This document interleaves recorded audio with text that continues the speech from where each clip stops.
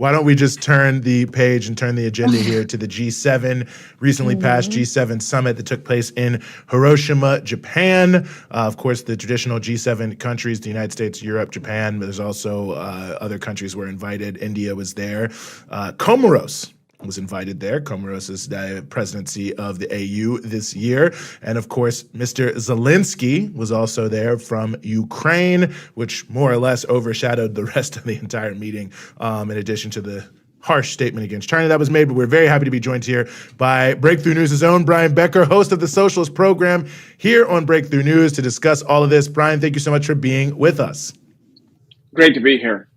Well, I mean, I'll just start with the fact that it took place in Hiroshima, the G7 summit, which felt notable, given that, of course, Hiroshima was one of the places devastated by atomic weapons launched by the United States at the end of World War II. But here we are yet again under the nuclear shadow, if you will, and most of the meeting was aimed towards increasing the tensions in terms of nuclear saber rattling, from my point of view, Brian, but I wonder what you thought. No, indeed. I mean, when you think about what happened with Hiroshima and Nagasaki, bombs dropped just a few days apart in 1945, it wasn't mainly to defeat Japan. Japan was about to surrender no matter what. It was the opening shot of the Cold War, the war between the United States and world capitalism against what was then the Soviet Union. Here we are, many, many decades later, the same capitalist countries meeting in Hiroshima, again, preparing for war, literally preparing for war, not any longer with the Soviet Union per se, but with Russia, which was, of course, the anchoring republic in the Union of Soviet Socialist Republics. Sometimes the imperialists who used these weapons of mass destruction killed hundreds of thousands of civilians. Again, Hiroshima and Nagasaki were not bombed earlier so that the U.S. could have a clean laboratory type experiment to see what the damage would be if an atomic bomb was dropped on human beings. And so these civilian cities, Hiroshima and Nagasaki, who again had been exempted from earlier bombing campaigns, were destroyed in a moment. These same imperialists are sort of holding their hand to their heart and worrying about the human rights of other people, including the people of Ukraine. And at the same time, escalating the war against Ukraine, against Russia, the proxy war. And right before Zelensky made his dramatic theatrical appearance, and let's never forget that there are been many times in the entertainment industry where comedians move on to play a serious acting role, and that's what Zelensky has done. He's like Robin Williams or Eddie Murphy when they went from being comedians to being like a serious actor. This theatrical performance, he zooms in.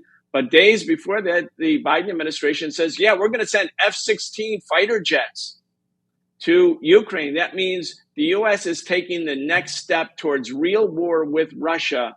First, it was the M1 Abrams tanks. They said they weren't going to send them. Then they sent them. Now the F-16s. We're on the path towards confrontation. And Eugene and Rania, I think people should just remember that it wasn't even just the 2014 U.S.-sponsored coup that led to this crisis, but there was the 2008 decision by NATO to expand into Ukraine and Georgia. At that time, the Russians moved their military forces into Georgia. They said that's never going to happen. Then they said again after 2014, it's never going to happen. And then most notably, in 2018, the U.S. unilaterally canceled the INF Treaty, the Intermediate Nuclear Force Missile Treaty, that would thus allow the United States to place intermediate missiles that had a flight time of 6 minutes to their targets at the Russian-Ukrainian border. That's what prompted the current crisis. And that's the commitment that the United States has made to its people, to Russia, to Europe, to the world. We're preparing for major power conflict. Here we are, decades after Hiroshima and Nagasaki, again with Russia. It's so interesting because it's like the G7 and the whole framing at the G7 where it was, yes, like I remember there's one headline. It was like Zelensky's the star of the G7, but China's the one that everybody's talking about. And it's kind of sad to be Zelensky because it's like no matter where he goes, something is shining brighter than him, whether it's fear mongering about China at the G7 or him coming to the Arab summit for some reason, which made no sense at all. when like the star of the Arab Summit was actually Syria because they just re-entered the Arab League. But that's all to say, obviously, like there's such a drastic difference here between what you see from like the BRICS countries, for example, who when they talk about Ukraine and Russia, and obviously Russia's a part of BRICS, but I mean the other countries as well, when they're talking about Ukraine and Russia, they're talking about how do we get to peace? How do we get to diplomacy? Whereas on the other side of the G7, it's just this, more war. We have to arm Ukraine more. We have to give more weapons to Ukraine. And also, by the way, China's coercive and aggressive, and we have to do something about that. I don't know. Can you just talk about the juxtaposition there? Because it really does show such a massive gap between these countries that represent a way bigger swath of humanity compared to these G7 countries that are just like, the imperialists. Yeah, indeed. I mean, we said on the Socialist Program, my show that's also on Breakthrough News, that there was a new era of global politics had arrived with the Russian invasion of Ukraine. And that doesn't mean you have to support Russia's invasion of Ukraine, but we should objectively acknowledge that this is a new era. And the era between 1991, the collapse of the Soviet Union, the socialist camp, and 2022, when Russia invaded, that was a period where the U.S. basically strong-armed every country in the world, in Africa, in the Middle East, in Latin America, tried to with Russia and China. And for a long time, Russia and China appeased the United States. Remember, they both abstained at the Security Council rather than vetoing the resolution that authorized the bombing of Libya. And when Russia invaded Ukraine, it was like, hey, there's a new day because Russia has decided to end, from its point of view, the idea of always acquiescing to American power. And now you see that Africa and the Middle East and Asia, including traditional U.S. allies, are actually taking advantage of this new era of global politics to also find a way to sort of exercise some degree of sovereignty from the empire, to say we're going to be independent. And actually, while they don't approve and support and endorse Russia's military action in Ukraine, you can see that by strengthening their ties to Russia, they're actually increasing and supporting the idea that there should be a multipolar world. A lot of people are talking about this. And you don't have to see the multipolar world as the panacea to the world's problems to recognize why countries in the global south, especially countries that are emerging countries with strong economies, they want to be able to speak for themselves. They want to be able to be independent countries. Like no country really wants to live under the thumb of some foreign power. And so this new era of global politics, the mantra of peace rather than war is in a way saying no to U.S. imperialism, because the only acceptable answer to the U.S. is more war, as you said, Rania, more war, support Ukraine to the hilt, and don't you dare talk about peace. So when Modi talks about peace, when Africa talks about peace, when China talks about peace, the United States actually considers this to be a subversive element in world politics. And that's the reality. That's where we are right now.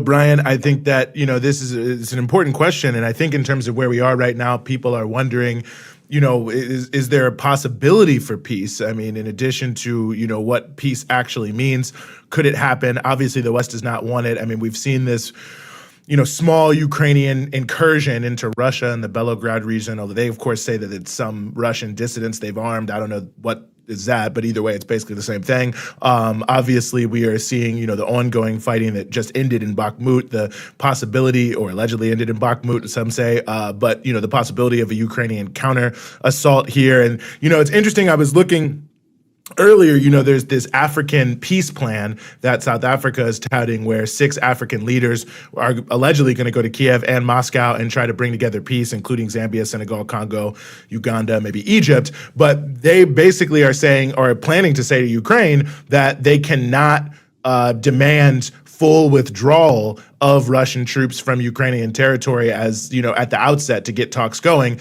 Ukraine, of course, is never going to say that. So again, yet another peace plan that seems like it could be dead on arrival there. So, I mean, what do you think about the possibilities or what it would really take for there to be serious negotiations on this issue?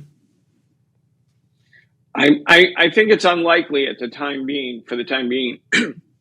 And I think one of the reasons the U.S. is elevating and exaggerating the world stage role of Zelensky is to kind of say it's not up to us, it's up to the Ukrainians. Where the reality is, if the United States said to Ukraine, you have to come to peace with Russia right now, Zelensky would have to do it, because all the U.S. would have to say is we're going to start to hold back on weapons shipments, and that would be it, right? So Zelensky, this exaggerated role he's playing on the world stage is to camouflage the fact that the U.S. needs to find a way to shield or camouflage its role in perpetuating the war. So when the African countries or the Middle East countries or China or Brazil say, let's have peace, the U.S. and the European imperialists can say, it's not up to us, it's the Ukraine, it's that great leader, Zelensky, exercising his real bold, audacious determination to go forward. And as respecters of Ukrainian sovereignty, we have to follow him. The reality is quite different. The U.S. is calling the shots. The U.S. is leading. It has command and control over the Ukrainian armed forces. It's financing the war. It's providing all the weapons that Ukraine needs. So the reason I think peace won't break out is not because of Zelensky's obstinacy. I think that's, again, just sort of a theatrical performance that the U.S. is using. I think it's because the U.S. at this stage really is not unhappy at all with the conflict. I think the U.S. likes the conflict. It's a moneymaker for the military-industrial complex. It keeps Europe in tow. It joins Europe to the hip rather than gravitating towards Russia or China. And in fact, I think it's the best possible outcome for U.S. imperialism in the empire to retain control over the status quo. And if there was to be peace, what would happen? The European countries would say, at last there's peace. Now we can start to increase our trade with Russia and China. That's the thing the U.S. absolutely fears, is the integration of its traditional allies, imperialist allies, in with Russia and China. And then you have the power of emerging Africa and emerging India and emerging Brazil, and not to mention South Africa in the southern part of Africa. You know, this is a powerhouse combination for a new world order. And U.S. imperialism is doing everything, as did all the empires in the Middle Ages. You know, they did everything in their power. They left no stone unturned to retain the status quo. Eventually, they were swept into the dustbin of history, which I think is exactly what will happen to U.S. imperialism and its European allies. But they're going to do everything to prevent that. They're going to go kicking and screaming. That's what makes the current situation so gravely dangerous. And American people need to know Russia's not about to invade the United States. China's not a menace. That's not what's going on. But the U.S., U.S. imperialist ruling class, in order to retain its hold as a world power, is willing to risk global war and global catastrophe. That's why it ripped up all those arms deals, like the one I mentioned, the INF Treaty. We're playing with fire right now, and these privileged, rich brats like Antony Blinken and that other team of State Department people who never had to want anything, need anything, have always had a silver spoon in their mouth, have really from the bourgeoisie. They're playing games, but it's our people, our working class people all over the world who are going to ultimately pay the price. And that's why we have to expose the war for what it really, really is, which is not a defense of Ukraine. It's a defense of U.S. empire at the moment where U.S. empire feels and can sense and can see its own sort of lifespan diminishing. Mm-hmm, mm-hmm. Well, go ahead, Rania. No, I was going to say, well, I mean, no, it was well said. It is really incredibly dangerous. And I like that you called all those people rich brats. Yes. That was my favorite part of what you just said. Well, and it's very I hope, true. Yes, well, indeed. They are people who were born with a silver spoon in their mouth. Antony Blinken's dad was a leader of the Cold War, privileged country club folks who never suffered anything. Anyway, with that said, they're the ones driving U.S. policy. Indeed. Well, I really hope people are watching the Socialist Program here on Breakthrough News, hosted by Brian Becker, digging into all of these topics very, very deeply. Brian, as always, thank you so much for giving us some of your time here on the Freedom Side. Great pleasure. Great pleasure. Thank you.